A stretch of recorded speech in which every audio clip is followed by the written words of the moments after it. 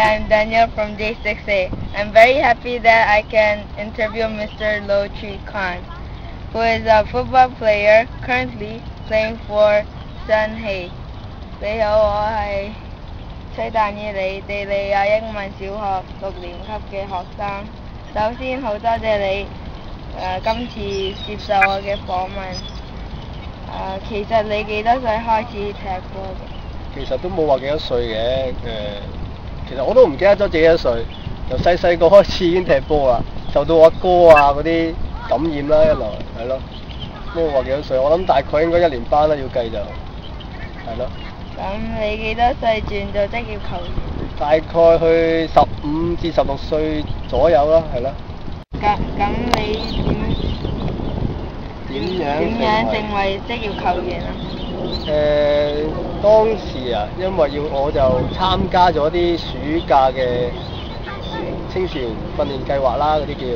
咁跟住呢，因為踢得好啦，就俾其他教練嘅賞識啦。咁跟住又去咗有系統嘅球會度訓練啦。原來嗰間係甲組會嘅，咁跟住咪慢慢咁咪成為職業足球員咯。啲乜嘢特別原因令你選擇晨曦呢個球隊啊？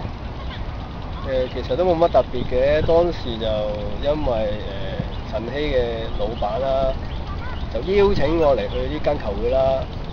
咁當時又我收到啲即係踢緊波，即係踢緊晨曦球會嘅人話，晨曦啲老闆都幾好人㗎，球會又對啲球員唔錯咁啦，咁就決定咗嚟呢間球會咯。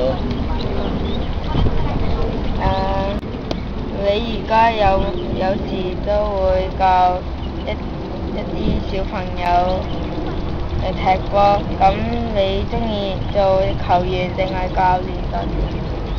咁我而家當然係做球員啦，因為我而家仲踢緊啊嘛。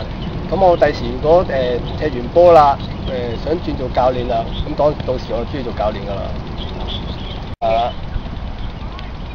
最後你可唔可以同我哋分享下一啲難忘嘅經驗或者比賽？